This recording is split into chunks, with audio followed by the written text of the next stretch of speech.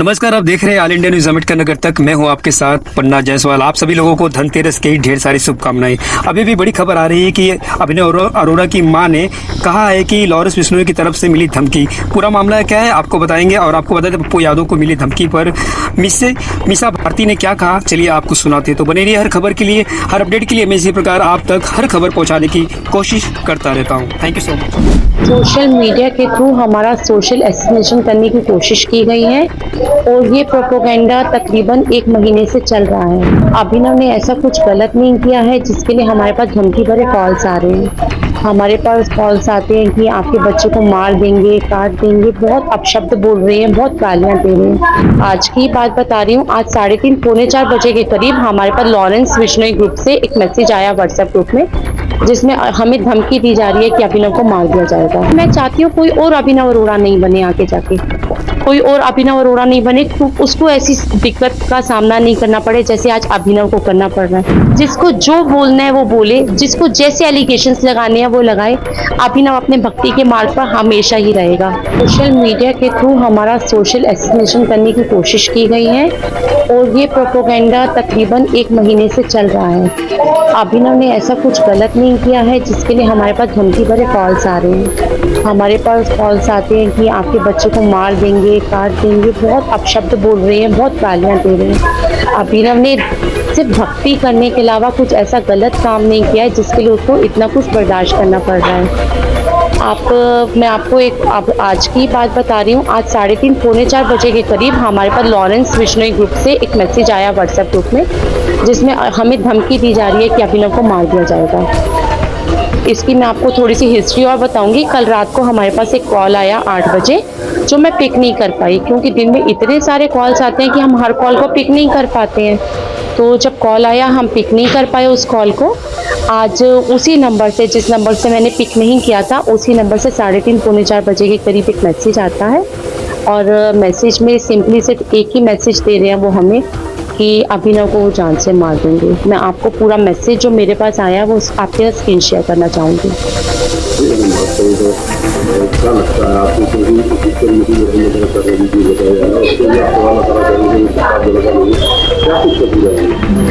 देखिए, रामभद्राचार्य जी के साथ कोई इतना बड़ा मुद्दा नहीं हुआ था जितना बड़ा मुद्दा बनाया जा रहा है।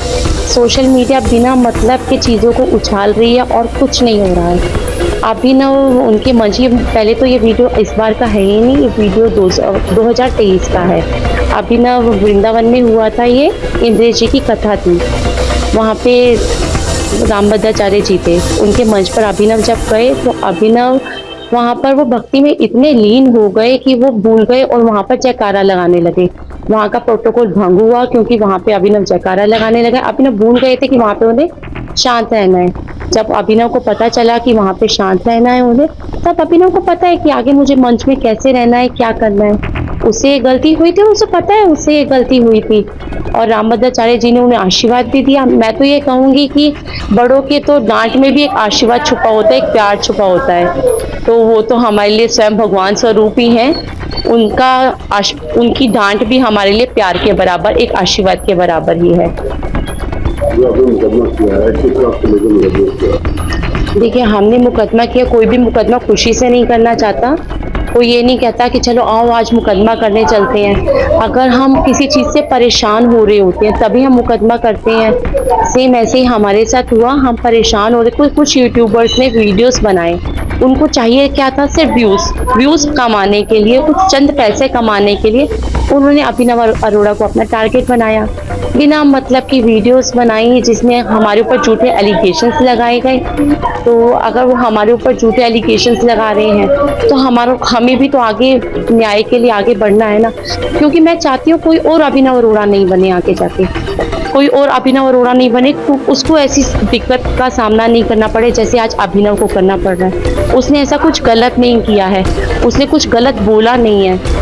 जो जितना किया उसको बिना मतलब के बड़ा चढ़ा के मुद्दा बनाया जा रहा है। मैं आप सबसे हाथ जोड़ के यही निवेदन करूंगी कि आगे चलकर किसी और अभिनव अरोड़ा को नहीं बनाइए ऐसे, जिससे आप बिना मतलब के उसके ऊपर झूठे लालछन लगा रहे हैं, झूठे एलिगेशंस कर रहे हैं। कृपया ये बंद कीजिए। उनको क्या कहना चाहिए? देखिए, अगर कोई गलत कमेंट कर रहा है तो वो तो हमें क्या, किसी को भी अच्छा नहीं लगेगा। वो ये नहीं सोचते कि आप जिसके लिए कमेंट कर रहे हैं वो कोई और नहीं, 10 साल का बच्चा है, और वो भी वो बच्चा जो और कुछ नहीं, सिर्फ हरि भक्ति कर रहा है। अगर हरि भक्ति करने पे ऐसे कमेंट्स दिए जाते हैं तो आप लोग खुद सोचिए ना, आप क्या कर क्या रहे हैं। मतलब कई बार शायद कोई और अभिनव के अलावा कोई और अगर होता तो मैं ये भी कह सकती हूँ कि वो शायद हिल जाता कि मैं भक्ति क्यों कर रहा हूँ, मैं नहीं करूँगा भक्ति। इतनी परेशानियों का सामना करना पड़ रहा है, लेकिन मुझे पता है अभिनव अपनी जगह पे टिका रहेगा। उसे भक्ति करनी है तो वो भक्ति करेगा। जिसको जो बोलना है वो बोले, जिसको जैसे एलिगेशंस लगाने हैं वो लगाए। अभिनव अपने भक्ति के मार्ग पर हमेशा ही रहेगा। बस राधा रानी की कृपा उन पर हमेशा बनी। मीडिया के माध्यम से मुझे जो जानकारी मिली है लॉरेंस बिश्नोई के बारे में कि वो जेल में है, और आप लोग मुझे करेक्ट कर सकते हैं, शायद वो गुजरात के जेल में ही हैं। तो आप इसी से अंदाज़ा लगा लीजिए कि गुजरात में प्रशासन, जो जेल प्रशासन है, किस तरह से मतलब इस तरह की खबरें बाहर आती है या टेलीफोन से वो धमकी देते हैं, किस तरह से देते हैं। तो ये गुजरात सरकार को और ख़ासतौर पे गुजरात जेल अथॉरिटी को देखनी होगी कि इस तरह की बातें जो आती है इसमें कितनी सच्चाई है, और इसकी जांच करके उनसे पूछताछ भी होनी चाहिए, क्योंकि तो ऑलरेडी कस्टडी में है और जुडिशियल कस्टडी में होंगे तभी तो वो जेल गए हैं। एनडीए की बैठक हुई है सीएम आवास में, 220 सीटें जीतने की बात एनडीए के नेता कह रहे हैं। तो एनडीए के जितने भी घटक दल हैं, सारे दल के नेता वहाँ आए थे। पशुपति पारस नहीं आए थे, मतलब उनको छोड़ करके चिराग पासवान थे वहाँ पे मौजूद? नहीं, चिराग के पार्टी से थे। मतलब कौन थे? तो जब सीनियर नेता ही नहीं हुए तो एनडीए की ये किस तरह की बैठक थी? मतलब मुख्यमंत्री जी ने बैठक बुलाई और मुख्यमंत्री जी के बुलावे पे और एनडीए के घटक के नेता ही अगर नहीं पहुंचे हैं तो ये किस तरह की शुरुआत हुई है? तो इसका मतलब कि सब कुछ ठीक नहीं चल रहा है अंदर खाने में। मुख्यमंत्री जी के बुलावे पे और बीजेपी की तरफ से कौन गए थे? बीजेपी की तरफ से बड़े बड़े नेता थे केंद्रीय। नहीं, बड़े नेता में किसी एक का नाम तो नित्यानंद राय। गिरिराज सिंह तो आजकल बड़े नेता थोड़ी ना है। गिरिराज सिंह जी तो मतलब सीनियर लीडर हैं, बट जो बिहार को देखते हैं मतलब उनमें से कौन आए? सम्राट चौधरी जी जैसे ना। सम्राट चौधरी जी को तो पार्टी ने अभी खुद साइडलाइन करके रखा है, तो उनकी मतलब क्या बात की जाए।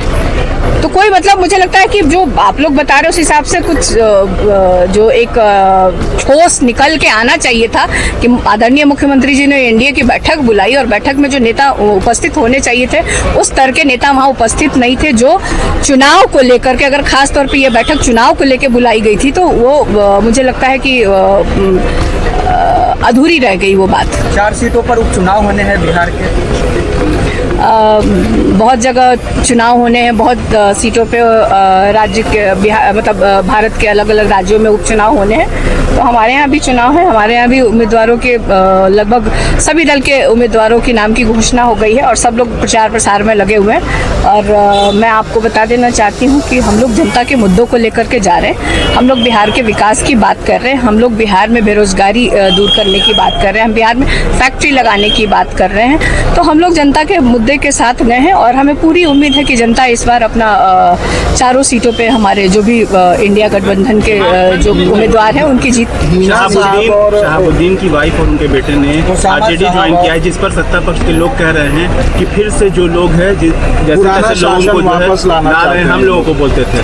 देखिए, आपका प्रश्न मुझे थोड़ा अजीब इसलिए लग रहा है कि आपने कहा कि शहाबुद्दीन की पत्नी हिना साहब की अपनी एक आइडेंटिटी भी है, वो हमारे दल में काफ़ी समय से हैं और वो लगातार चुनाव लड़ती आई हैं, लोकसभा का चुनाव लड़ी हैं, संगठन के लिए काम किया है, पार्टी के उम्मीदवारों को जिताने के लिए अलग अलग जिला में उन्होंने प्रचार प्रसार किया है।